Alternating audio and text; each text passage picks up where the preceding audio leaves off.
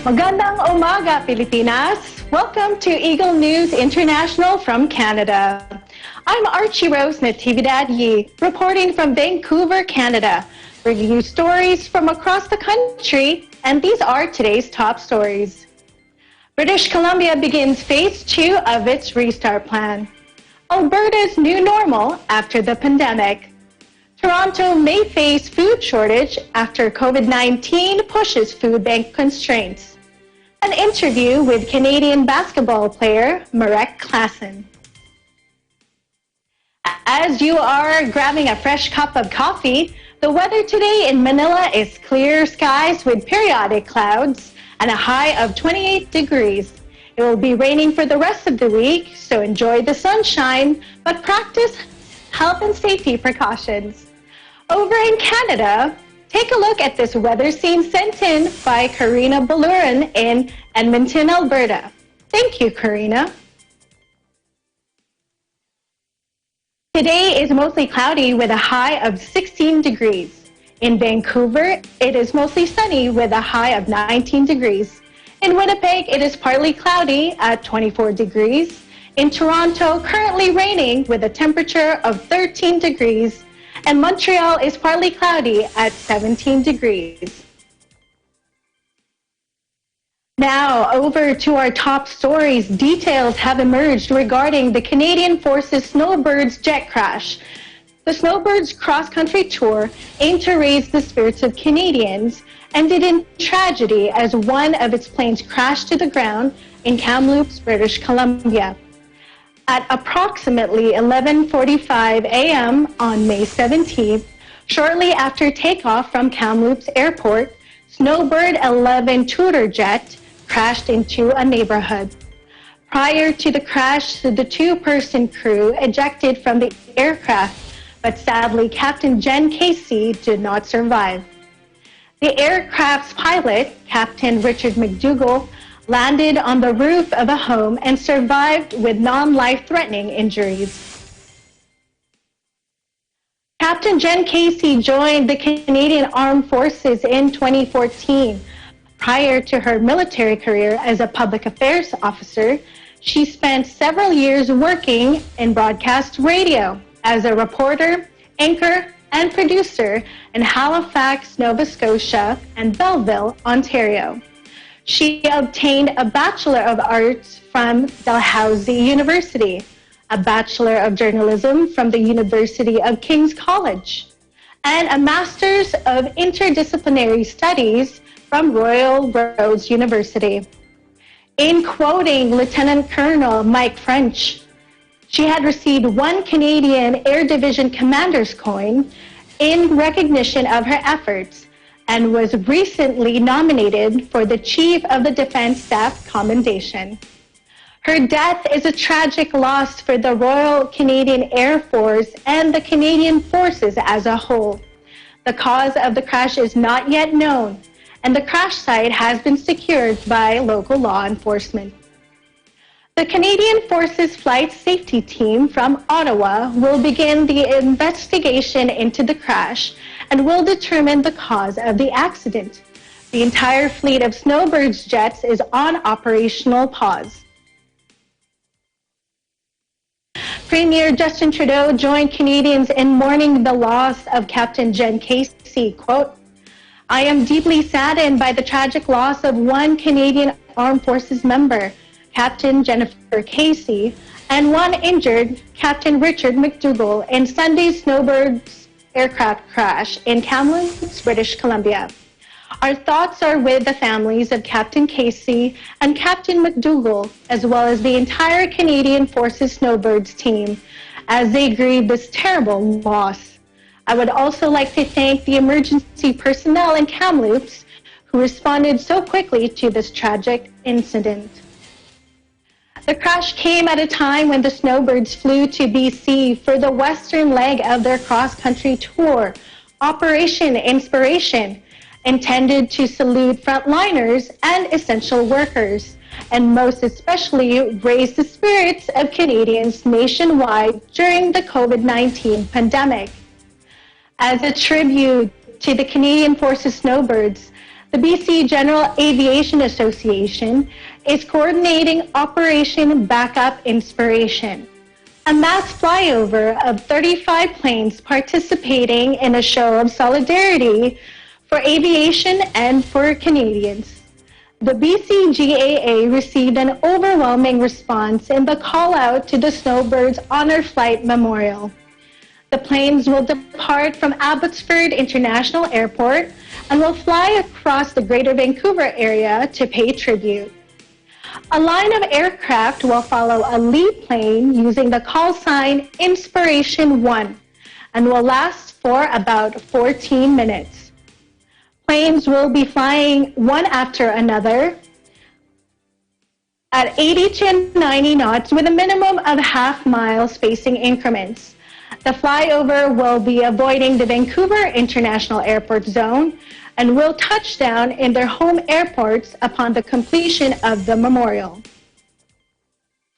We are now joined live with Eagle News correspondent Kathleen Cruz to tell us about British Columbia's Phase 2 restart plan for the province. Welcome, Kathleen. Thank you, Archie Rose. Officially this week, BC is now on Phase 2 of its restart plan. This means that all medically related health services such as massage therapy, physical therapy, and alike can now reopen. Even personal services like salons and barbers can now offer their services. Provincial parks are also now open to public. But what about the school system? Welcome news for parents and all the students struggling to learn through remote learning and online learning. It has been announced that BC schools will open to an optional in-class instruction starting June 1st. Here is Premier John Horgan with the announcement. We're ready today to announce a gradual increase in returning students to classrooms. In-class teaching has been absent for the past 2 months, and it's time now, starting on June 1st, for students to have the option to return to school on a part-time basis. This step will pave the way for a cleaner and smoother reintroduction of full-time classes in September. And it's our genuine desire to make sure that no one feels pressured to do this.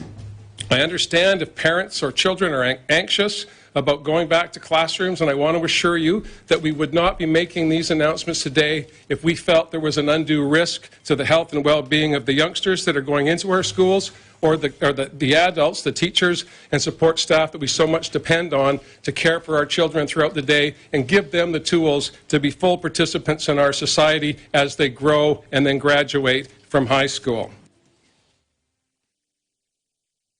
As BC takes forward in removing restrictions, the Ministry of Education of BC has developed gradual step-by-step approach to make sure schools are safe for students and staff.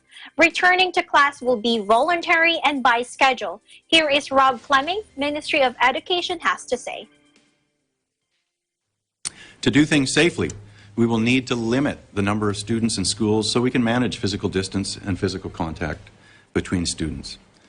We'll do this by having most students attend school part-time and by staggering lunch breaks, recess, drop-offs, and pickups. Students from kindergarten to grade 5 will be in school half-time.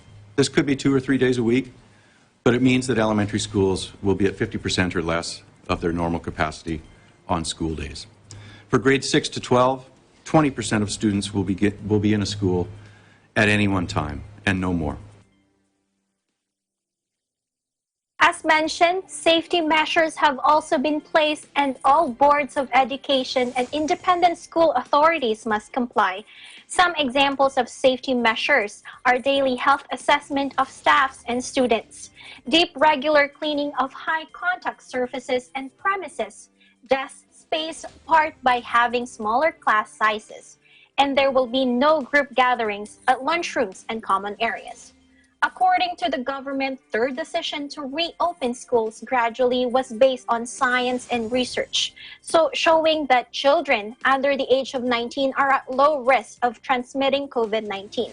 It will be a tough transition for students, but This will pave a way to prepare schools to reopen full-time in September as long as everyone will follow all the guidelines and additional measures for the safety of students and employees. In Vancouver, Kathleen Cruz, Eagle News. We live in interesting times. Thank you, Kathleen. We are just wondering, have you gotten a chance to speak to a parent, and were you able to find out what their thoughts were on the reopening of the schools? Yes, we have a family friend. I just had a conversation with her the other day, and she has 2 kids. She has a toddler, and one is currently going to grade school.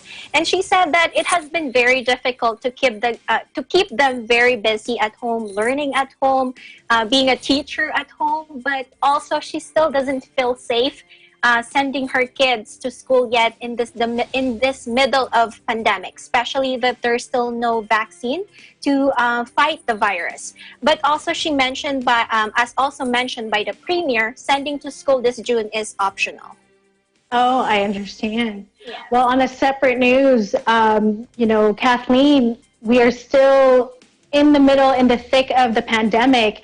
Can you tell us, what have you been doing to keep busy and keep yourself, occupied during this COVID-19 situation? Well, of course, like everybody else, we are so into social media, watching Netflix or watching movies at home, staying at home, and spending so much time with our families. It was very challenging. The first month was very challenging, not seeing some of our closest relatives outside our home, not seeing my closest friends, going out to eat out and dine into our restaurant was very difficult, but somehow I still managed to adjust with the new normal by doing a lot of, quarantine baking, spring cleaning, and, watching K-dramas. So a lot has changed for sure, but, I always look at it that this too shall pass. Exactly, and it sounds like you definitely have been keeping busy. Can you tell us, some recipes you've been doing for quarantine baking? Well, I've been exploring. I'm more into baking my usual banana bread making. So if you still haven't watched that video that I made, I've been making a lot of banana breads. Pandesal, which is very trendy right now. So if you're in the Philippines, we're making a lot of home-baked pandesal now. Ubiches pandesal, I wanted to try that one too. So that's in my bucket list. Oh, very nice. So thank you, Kathleen. After the break, more news about how other parts of the country are easing restrictions, and an interview with a player from the Canadian Elite Basketball League. You're watching Eagle News Mornings from Canada.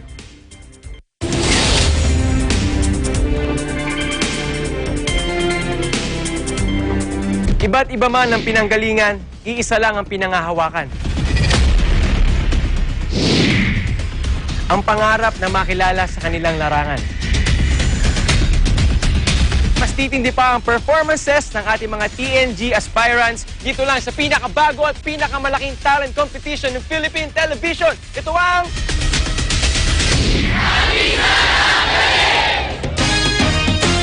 This program is presented by SMC Infrastructure, building a better world. Sandig sugar-free white coffee, puno ng white coffee taste without the sugar, kaya lower calories. Try mo na Sandig sugar-free white coffee. Sarap ng white coffee, now sugar-free. Vet-approved NutriChocs, the only premium dog food with active boost for optimum energy and probiotics that help strengthen immunity. Just like Catherine Bernardo, gawing listo, ganado ang fur babies niyo. Listo ganado sa NutriChocs. Magnolia Chicken Templados, delicious, ready to cook and freshly marinated daily. Pure Foods Luncheon Meat, pure sarap for every family. Star Chunky Cheese Corned Beef, ang cheesy ng corned beef mo. Walang duda, kids can tell na #1 ang Pure Foods Tender Juicy. Ang tender, ang juicy, ang sarap. Co-presented by Cooper, expert in air conditioning and electromechanical. Also engaged in structural, electrical, fire protection, plumbing, and sanitary services. Cooper, your ultimate MEPS and air conditioning solutions. Unlad Incorporated International. Fight against global poverty. New San Jose Builders Incorporated. Canrib Corporation, your ventilation and air conditioning specialist. Vitaherbs Philippines Green Coffee. Masarap, mabango, at healthy pa. Puerto Rico Resort and Convention Center, Cabiao, Nueva Ecija. I love Puerto Rico.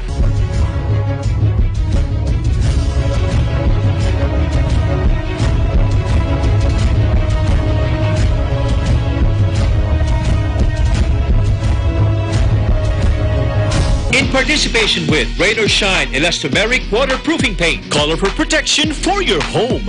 Matimco. Matimco is wood. Wood is Matimco. R Square Variables Incorporated. Your trusted UPS supplier and UPS maintenance provider in Luzon, Visayas, and Mindanao. CompuZell Computer Services, ID card and lanyard manufacturer. Saisho International Trading Corporation. DN Steel, EMAC UPB Roof Corporation. Hey, Gretchen Ho here, and I'm a white coffee lover. Creamy kasi, and very yummy. Pero mas masarap kung hindi nakaka-guilty. Check my new discovery, San-Made Sugar-Free White Coffee. Puno ng white coffee taste without the sugar, kaya lower calories. Try mo na! San-Made Sugar-Free White Coffee. Sarap ng white coffee, now sugar-free.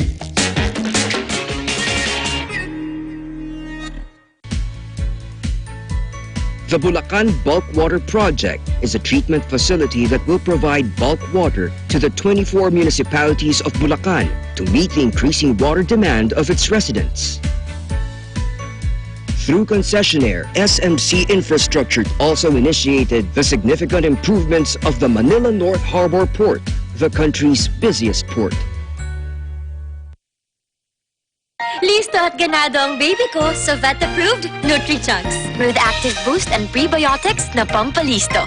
Made with real meat, with essential nutrients to help them grow healthy and happy. Listo, ganado sa Nutri-Chunks. Ikaw lang ang star ng buhay ko. Para sa akin, perfect ka.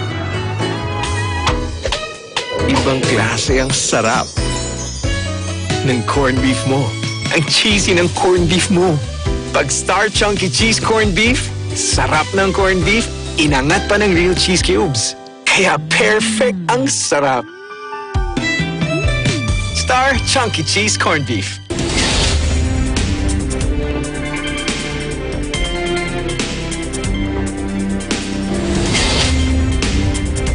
You're watching Eagle News Mornings from Canada. I'm Archie Rose, Natividad Ni from Vancouver, Canada. Eagle News correspondent Rachel Lucis tells us what the new normal will look like in Alberta. Here's her report. The May long weekend in Alberta is typically regarded as the unofficial start of summer, but it is going to be different this year. In past, it was a time for barbecues, picnics, that first camping trip, sports tournaments, and in some communities, parades. Because of the pandemic, most of those activities have been canceled. Outdoor gatherings can go ahead, but with a limit of 50 people. Indoor gatherings are still limited to 15 people. Although provincial parks in the province are open, some facilities in those parks are closed, and campfires are prohibited. Overnight camping does not begin until June 1st. National parks remain closed. People who live in Jasper, Banff, and Waterton, as well as the nearby resort towns, are telling visitors to stay away. They cannot be accommodated. Dr. Dina Henshaw, Chief Medical Officer of Health, advises people to practice social distancing and take precautions to protect their health and the health of those around them. She says stay socially connected, but do so as safely and responsible as possible. And Albertans who are thinking about going camping, spending time outdoors with doing different kinds of recreation, absolutely should be planning those things. I think that we need to be celebrating the accomplishments that we've achieved, and the best way to celebrate the accomplishments that we've achieved together is by continuing to be thinking, even as we move to the outdoors, potentially, again, whether it's going camping, going to the park, that we continue to think about what we need to do to prevent the spread. So if those who are going camping, thinking about who they're going camping with members of their own household, potentially with a cohort family, wanting to encourage people to, again, if they are gathering in groups outside, keeping that 2 meters distant from each other, not sharing food or drink, so people can bring their own beverages, their own food to gatherings. As Alberta slowly reopens, Premier Jason Kenney reminds people we are ways off from returning to our normal way of life. Hincho sums up by saying coronavirus will remain a threat as long as there is no effective treatments or vaccines against it. In Calgary, Canada, Rachel Lucy's Eagle News. We live in interesting times. Thanks, Rachel. Let's turn to Eagle News correspondent Raisa Mangilit. She reports on possible food shortages in Toronto due to the pandemic. Raisa files this report. Due to COVID-19 forcing a lockdown in Toronto, many people who have not faced food shortage pressures before are now finding themselves in that exact situation. Toronto's food banks are feeling the pressure as more people are in need of their services. Furthermore, to decrease the spread of COVID-19, Toronto's million drop-in programs and roughly 1/3 of the city's local food banks have closed, and many volunteers, many of whom are seniors, have had to remain home while the need for food banks began to increase. The local government has recognized this issue and has entered a partnership with a number of community services and corporate allies to establish a food access strategy to increase food access for the city's most vulnerable to fill in the gaps of food insecurity. At the same time, the extraordinary measures that have been implemented to slow the spread of COVID-19 have also resulted in a dramatic increase in the need for food programs. We've been working with many of our community partners to make sure that people aren't left hungry. Today, I'm pleased to announce the details of a tremendous city, corporate, and community partner collaboration to help ensure that the food needs of vulnerable Torontonians continue to be met.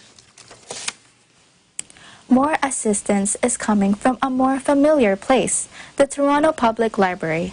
The Toronto Public Library has partnered with the Daily Bread Food Bank, North York Food Bank, and Second Harvest to begin collecting, packing, and distributing food in 12 library branches across the city. Librarians and staff are now back in the library, but instead of the distribution and organization of books, they are working hard to assemble and distribute food hampers to their communities, all while social distancing, helping them remain as vital community hubs and helping them continue to serve their communities. On their part, many librarians jump at the chance to be able to help their communities once again, that the response by staff to volunteer has been overwhelming. These volunteer librarians and public library staff come together to say we can sort individual hampers and put food in them. And we will distribute that to libraries that are now popping up as emergency temporary food banks throughout the city. It's this type of creativity that is getting through this difficult situation and making sure that every Torontonian has access to food. Food hampers that go to families with children also contain books free of charge to keep children reading. Mayor John Tory expressed his thanks to the libraries and their staff. I want to thank our public library system and their staff for stepping up to help in this effort. It is another example of the team effort by employees across the city to help wherever they can. In times of crisis, Toronto's communities continue to come together and help keep each other's heads above the water. In Toronto, Raisa Mangilit, Eagle News, we live in interesting times. Thanks, Raisa. We now have Eagle News sports correspondent Anthony Sevilla interviews one of the players from the Canadian Elite Basketball League and discusses about the lockdown and how the plans to restart the league. Hello everyone, I'm Anthony Sevilla from Vancouver and I'm joined with a special guest today. He's played professionally in Romania, Britain, Turkey, Ukraine, and spent some time in the NBA G League. He also led the CEBL in assists last season. Fraser Valley Bandits guard Merrick Klassen. Thank you for joining with us, Merrick. No problem. My pleasure. So first of all, how are you doing during the pandemic? Oh, I think it's pretty crazy times for everybody. Honestly, it's a gift though. In this situation, in this time, I've been able to spend a lot of time here at home. I've been back with my family out in Abbotsford for the past 2 months. So obviously, there's a lot of crazy things happening around the world, but it's been interesting to just kind of slow down and be with family for this last little while. So the last time I spoke to you was the last game of the regular season. So what have you been up to in the last few months? That's crazy. It's a whirlwind. Okay, so we finished with the Bandits. I took a couple months off. Had to rest the body a little bit, and then went to the G League, signed with the Erie Bayhawks, which is the Pelicans G League team. And I was out there. I wasn't out there very long, to be honest. I was out there for I was signed for less than a month, and got a call from a team in Ukraine that was playing it was called FIBA competition. So they play in the Ukraine, but they also travel around in Turkey. We played in Turkey. We played in Hungary, we played in Austria, we played in the Netherlands. So this is kind of a team that is well known throughout Europe. And when my agent got the call, he basically called me and said, "Merrick, you don't have an option. You have to go out there.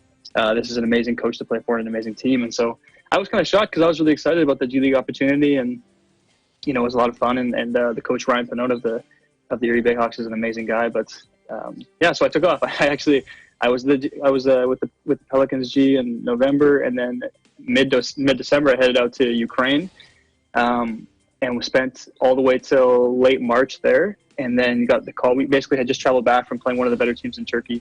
We arrive home late, and then we get a call from the GM saying, "Hey, everyone needs to meet."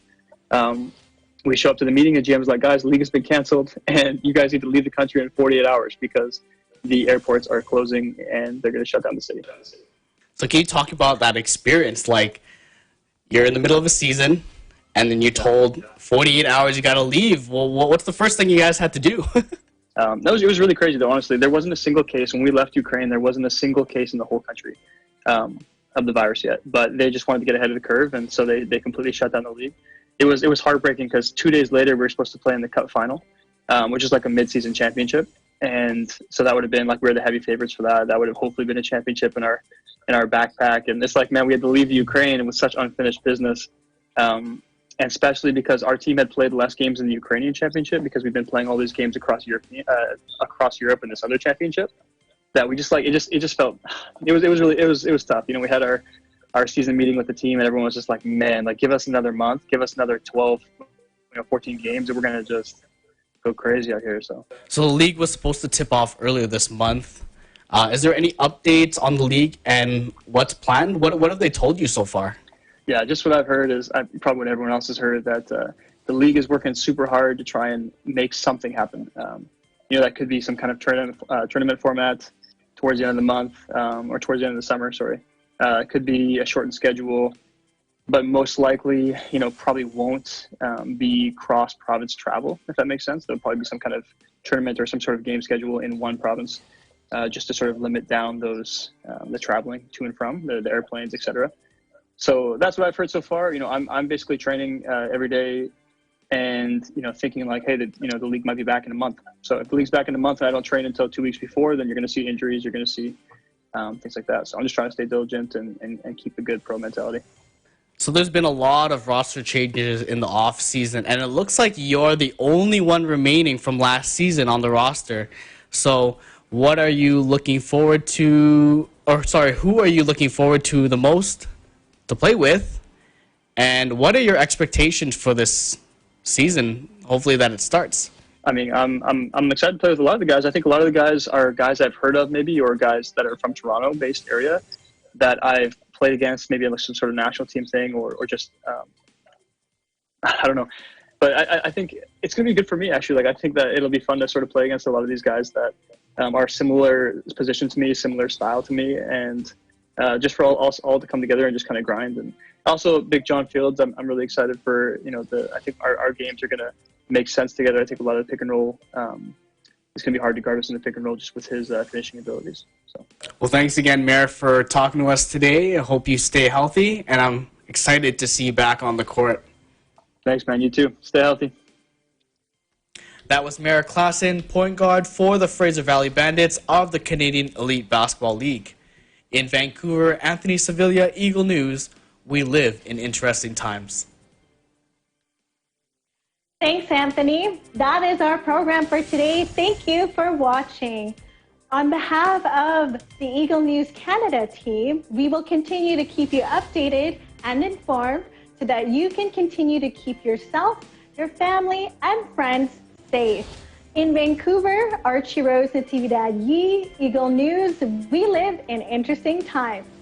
Stay tuned for Aguila Balita, hosted by Maricar Velasco. Thank you, Archie Rose. Stay safe there in Vancouver. Na ang mga pangunahing balita sa loob at labas ng bansa. Tinagin at kinalap ng Aguila News Team. Aguila Balita!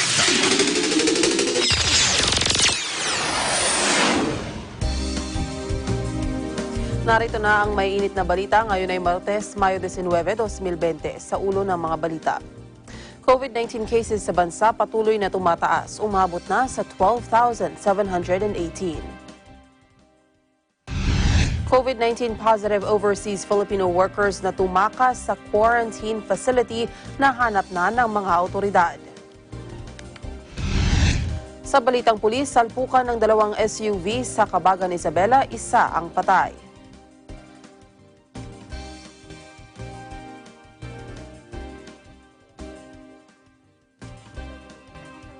Sa ating balitang abroad, 27 katao patay sa 2 magkahiwalay na pag-atake sa hilagang silangan ng Democratic Republic of Congo.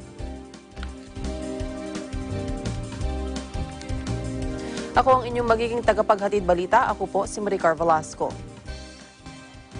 Sa detalye ng mga balita, umakyat na sa 12,718 ang bilang ng naitalang COVID-19 cases sa bansa.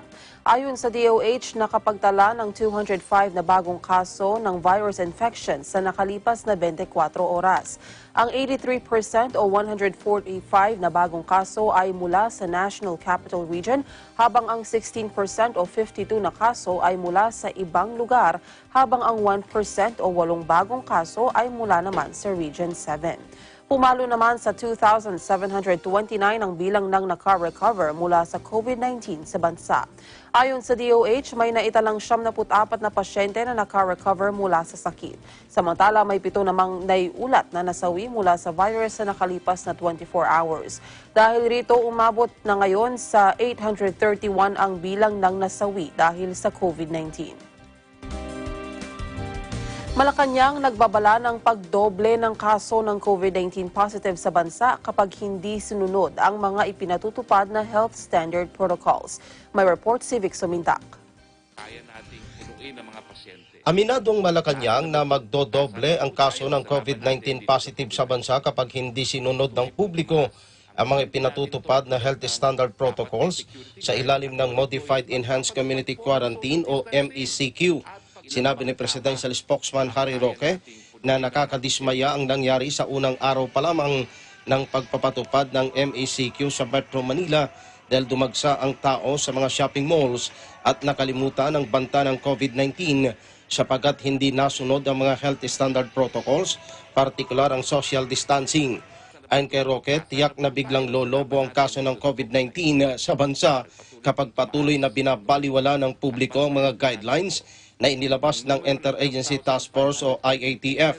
Inahayag ni Roque na limitado lamang ang kakayanan ng mga hospital sa bansa sa sandaling biglang lumaki ang kaso ng COVID-19. Niliwanag ni Roque na ang mga hospital sa Pilipinas ay mayroon lamang 13,457 na total bed capacity, 9,468 isolation bed, 1,303 ICU at 1,963 na ventilators. Makikita po natin ang graph. Kaya ako po inuulit ito. Tignan nyo po, pababa na yung graph ngayon. Pero pagkatapos po ng Sabado, sigurado ako, tataas po yan ang napakatarik. Dahil nga po binaliwala natin ang social distancing at iba pang health protocols. Sa mga bagong namamatay, pababa na po sana on a daily basis, no? Pero bantayan po natin yan. Ngayong nasa modified ECQ na tayo at nagmatigas ang ulo, muli po yang tataas. At yan din po ang trend ngayon sa new recoveries. Sa new recoveries, bagamat madaming gumaling po sa atin, may bahagyang pagbaba po ng mga nakalipas na araw. At siyempre po, may relasyon pa rin yan doon sa mga dami ng mga bagong kaso ng COVID-19. Now, ito naman pong slide na ito, ay magpapakita pa rin, dahan-dahan pa rin po ang pag-akyat ng COVID-19 cases. Pero ito po, matapos ang 2 buwan ng ECQ. Kapag hindi po natin pinatupad ang social distancing, makikita nyo, ang laking tarik po ng taas niyang kurbadang yan, na ngayon po, gradual lang sana.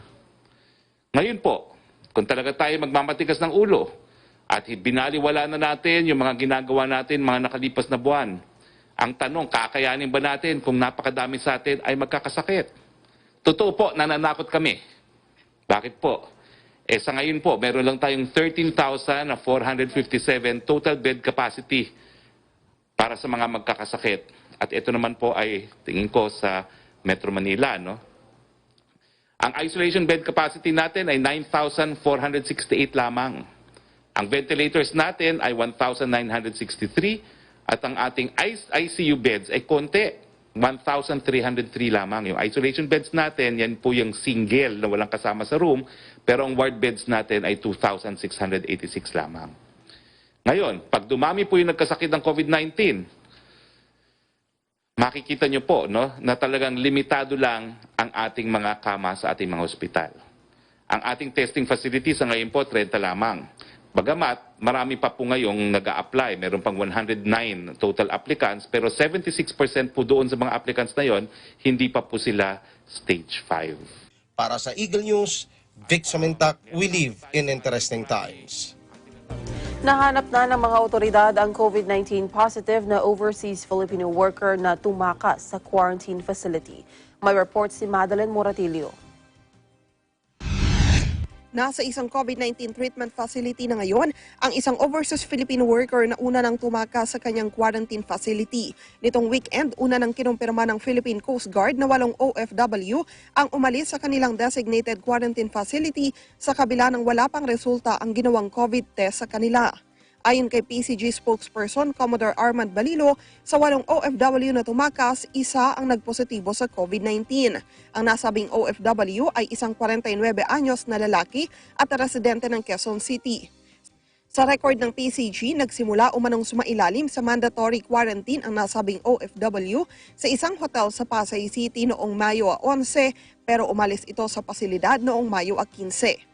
Sa oras na magka-recover sa COVID-19, ayon sa PCG ay sasampahan din ito ng reklamo dahil sa ginawang pagtakas. Ang mga kaanak at iba pang nagkaroon ng close contact sa nasabing OFW ay naka-isolate at isinasa ilalim na aniya sa COVID-19 RT-PCR testing. Sa ngayon ayon kay Balilo, patuloy ang paghanap sa 7 pang OFW, bagamat negatibo naman ang mga ito sa virus. Aarestuhin aniya ang mga ito at maharap sa mga kaso ng paglabag sa quarantine protocols at pagkompromiso sa kalusugan at kaligtasan ng kanilang pamilya at komunidad. Kaugnay nito umapila ang PCG sa publiko, lalo na sa kaanak ng mga OFW na sumunod at makipagtulungan para na rin sa kaligtasan ng lahat sa gitna ng banta ng COVID-19. Ayon kay Balilo, nauunawaan nilang nais makasama ng mga OFW ang kanilang pamilya, lalo na sa panahong ito ng krisis, pero kailangan magtulungan ng lahat. Para sa Eagle News, Madeline Villar Moratilio, we live in interesting times. Hinikayat ng ACTS-OFW Coalition of Organizations ang Interagency Task Force at Overseas Workers Welfare Administration na bilisan ang COVID testing sa mga umuuwing overseas Filipino workers. Sa harap ito ng mga ulat na umunoy pagtakas ng ilang OFWs na positibo sa COVID-19 mula sa kanilang quarantine facility. Ayon kay dating Congressman John Bertiz, chairman ng ACTS-OFW Coalition of Organizations, tiwala siya sa Philippine National Police na susundin ang tamang protocols sa pag-trace sa mga tumakas na OFWs na hinihinalang positibo sa virus at lumabag sa quarantine procedures. Umapela naman ito sa mga OFWs na habaan ng pasensya at sumunod sa ipinatutupad na regulasyon at quarantine procedures ng gobyerno. Aniya, ang nakamamatay na novel coronavirus ay hindi dapat maliitin at ipagwalang bahala ng ating mga kababayang OFWs. Sa pagharapan niya ng mga tao sa new normal ay nananatili pa ring pangunahin sa prioridad ang public health, kaya ang bawat isa ay may responsibilidad na tiyakin ang kaligtasan ng lahat. Airport sa Clark, Subic at Mactan inirerekomendang bukas na para sa mga OFW na stranded sa Middle East. May report si Mayan Corvera. Mayan? Inirekomenda ni Senator Richard Gordon sa gobyerno na buksan ng airport sa Clark, Subic at Mactan para ma-accommodate ang daan-daang mga overseas Filipino workers. Sumulat na si Gordon sa Interagency Task Force at hiniling na buksan ang mga paliparan para makauwi na ang mga overseas Filipino workers na stranded ngayon sa United Arab Emirates. Kasalukuyang sarado ang naturang mga paliparan dahil sa ipinatupad na ECQ sa buong Luzon habang 400 na pasahero lamang ang pinapayagang pumasok sa Ninoy Aquino International Airport para maiwasan ang siksikan sa mga quarantine facilities na inilaan sa mga Pinoy workers. Pero ayon kay Gordon, kung bubuksan ng mga paliparan, maaaring i-divert doon ang mga eroplanong mula sa Middle East. Hindi naman dapat mag-alala ang IATF dahil bubuksan na rin ang mga testing centers doon ng Philippine Red Cross, kaya maaaring isailalim sa swab test ang mga uuwing OFW bago bigyan ng clearance pauwi naman sa kanilang pamilya. I-greet ni Gordon na napakahirap ng sitwasyon ng mga Pinoy workers na nawalan ng trabaho pero stranded pa rin dulot ng epekto ng COVID pandemic. Para sa Eagle News, may Ann Corvera will live in interesting time. Sa ibang balita, isinailalim sa lockdown ang Quezon City Hall of Justice. Bagamat itinanggi ng Office of the Executive Judge Cecilin Burgos Villavert na isang empleyado ng QC Metropolitan Trial Court o Regional Trial Court ang namatay dahil sa COVID-19, may mga kumakalat na unconfirmed na balita na isang empleyado ng ibang ahensya na nag-oopisina sa naturang gusali ang namatay dahil sa severe pneumonia at COVID-19. Nagtungo rin umano ang naturang empleyado sa Hall of Justice sa Quezon City ilang araw bago siya namatay.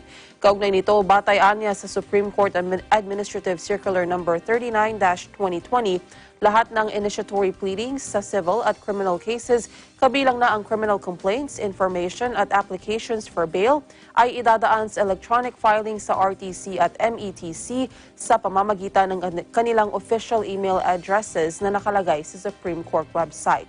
Ang mga pleadings at iba pang court submissions sa mga pending cases ay maaaring maihain ng direkta sa judicial branch kung saan nakapending ang kaso sa pamamagitan din ng kanilang official email addresses.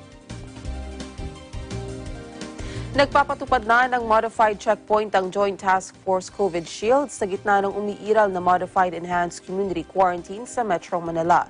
Muli ring nagpaalala si Eleazar sa publiko na bagaman mas maraming tao na ang pinahihintulutang lumabas, huhulihin pa rin nila ang mga taong hindi kasama sa mga authorized person outside residence. Ang detalles report ni Mar Gabriel.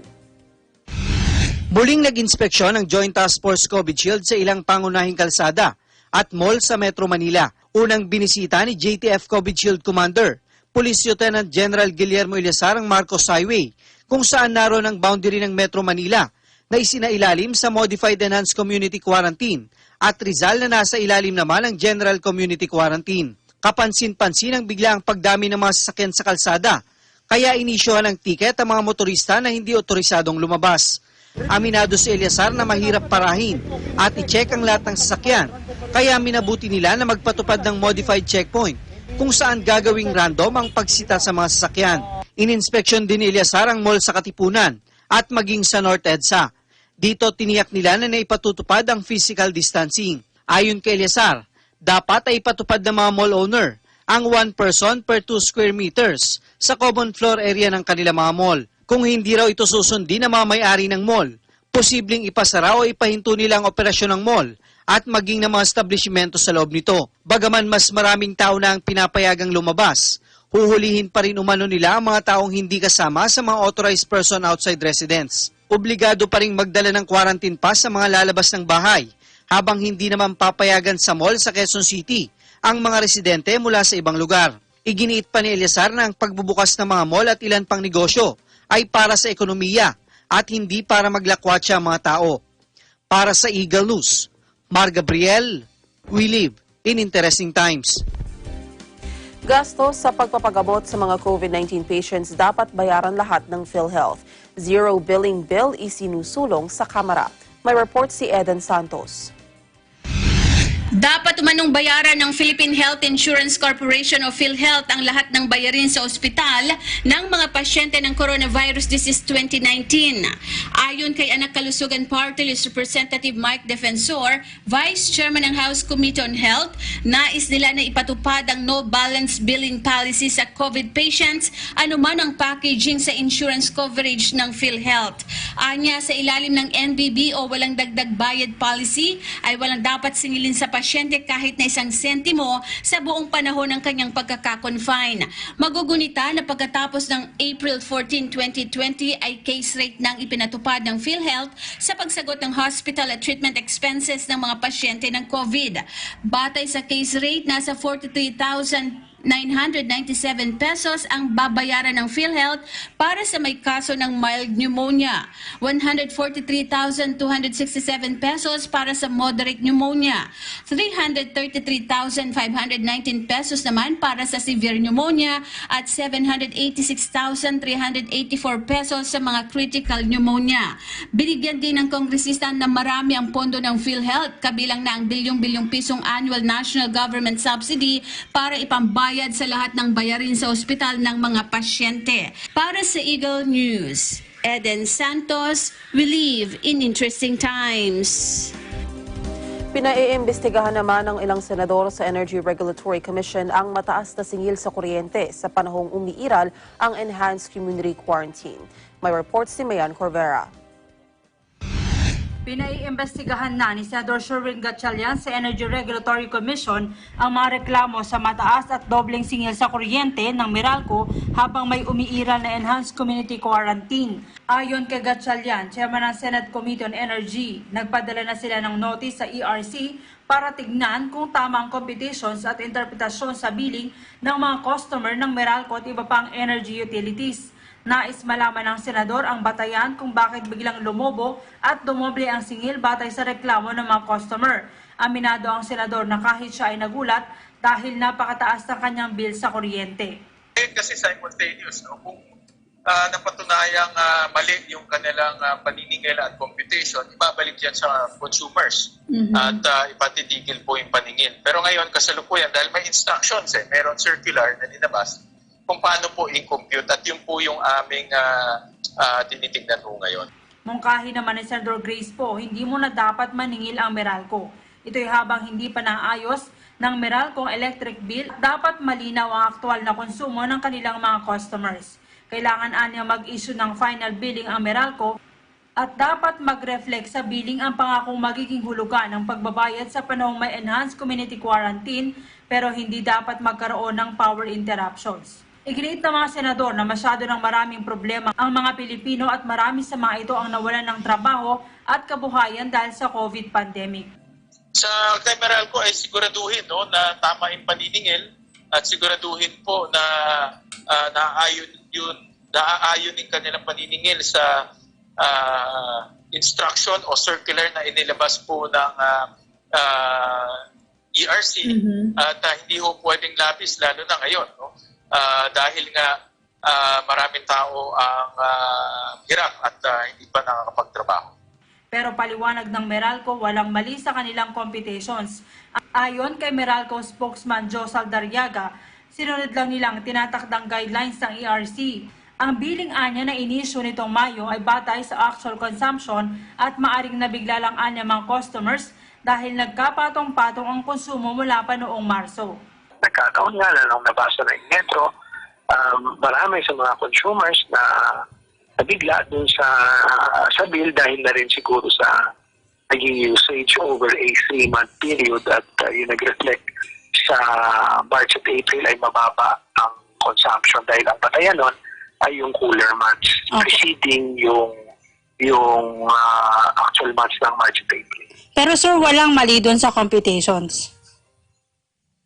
Well, once na nabasa na kasi yung iyong metro at nag-reflect na yung kilowatt hour use, yun na yung consumption mo for that particular period, no?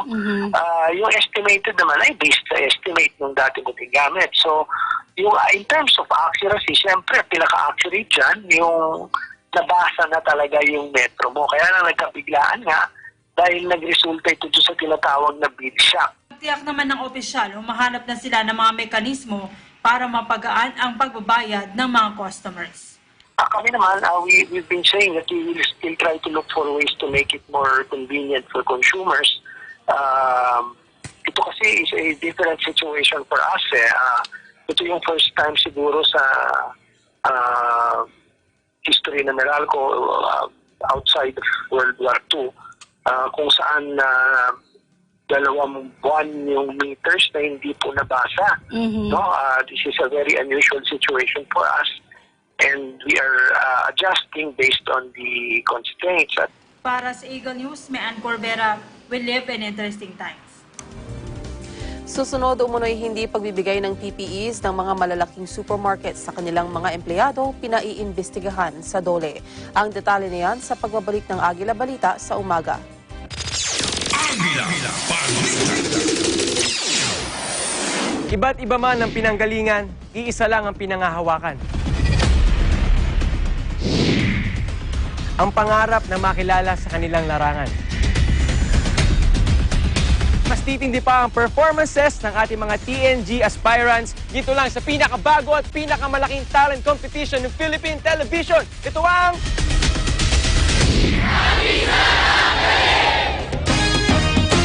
This program is presented by SMC Infrastructure, building a better world. Sandig sugar-free white coffee, puno ng white coffee taste without the sugar, kaya lower calories. Try mo na Sandig sugar-free white coffee. Sarap ng white coffee, now sugar-free.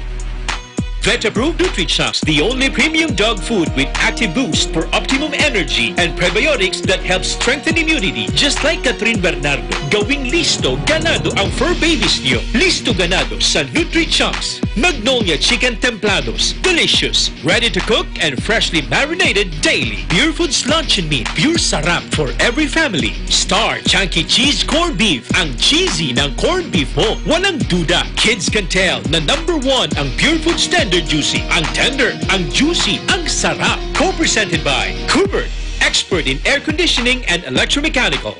Also engaged in structural, electrical, fire protection, plumbing, and sanitary services. Kubert, your ultimate MEPS and air conditioning solutions. Unlad Incorporated International. Fight against global poverty. New San Jose Builders Incorporated. Canrib Corporation, your ventilation and air conditioning specialist. Vita Herbs Philippines Green Coffee. Masarap, mabango, at healthy pa. Puerto Rico Resort and Convention Center, Cabiao, Nueva Ecija. I love Puerto Rico.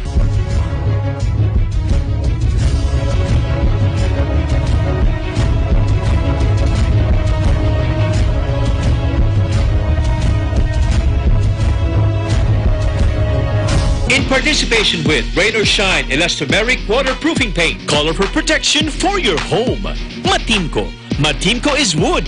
Wood is Matimco. R Square Variables Incorporated, your trusted UPS supplier and UPS maintenance provider in Luzon, Visayas, and Mindanao. CompuZell Computer Services, ID card and lanyard manufacturer. Saisho International Trading Corporation, DN Steel, IMAC UPB Roof Corporation. Hey, Gretchen Ho here, and I'm a white coffee lover. Creamy kasi, and very yummy. Pero mas masarap kung hindi nakaka-guilty. Check my new discovery, San-Made Sugar-Free White Coffee. Puno ng white coffee taste without the sugar, kaya lower calories. Try mo na! San-Made Sugar-Free White Coffee. Sarap ng white coffee, now sugar-free.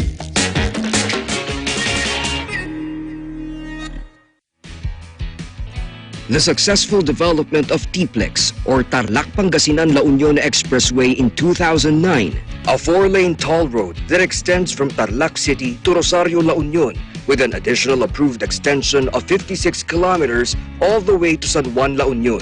This is expected to reduce travel time to Baguio and other provinces in northern Luzon. Realizing the vision of creating a better world for Filipinos fueled the team's focus. Listo at ganado ang baby ko sa vet-approved Nutri-Chunks with active boost and prebiotics na pampalisto.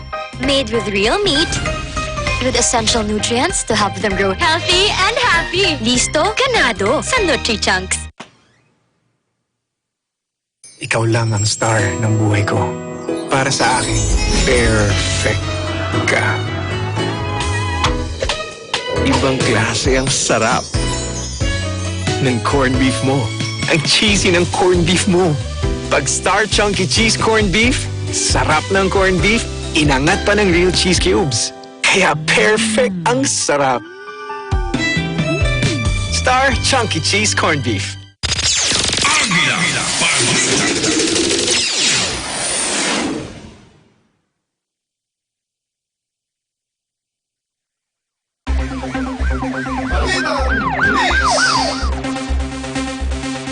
Isang patay habang dalawa naman ang nasugatan sa salpukan ng dalawang sport utility vehicle o SUV sa National Highway sa Barangay Garita, Cabagan, Isabela.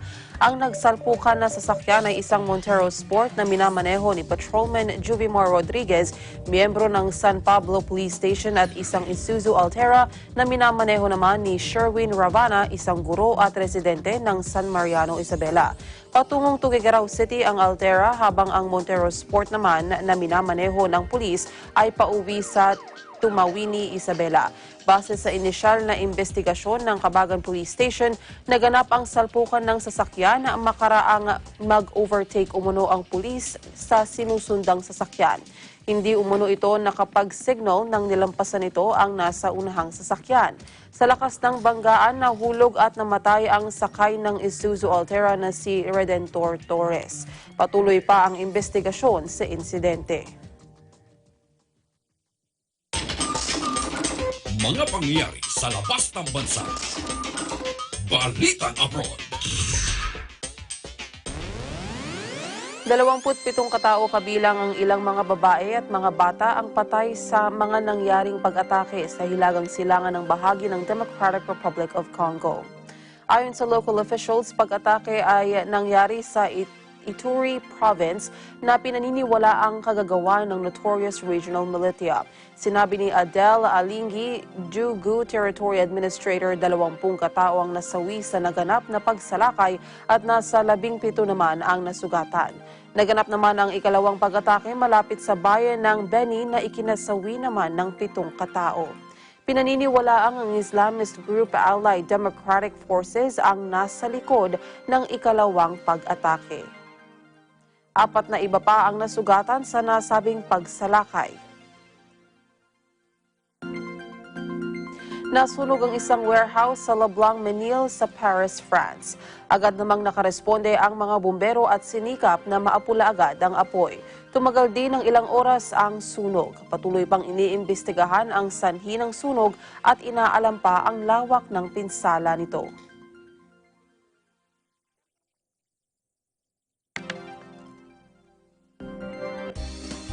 At yan ang naging kabuuan ng ating may init na balita. Sa pangalan ng ating mga kaagapay sa Eagle News Service, ako po si Maricar Velasco, and we live in interesting times. Susunod na ang programang Saganang Mamamayan kasama sina Congressman Dante Marcoleta at Chenzo Borjaga. Sumainyo ang mga balitang kinarap, maingat na isinulat at inihanay ng Eagle News Service.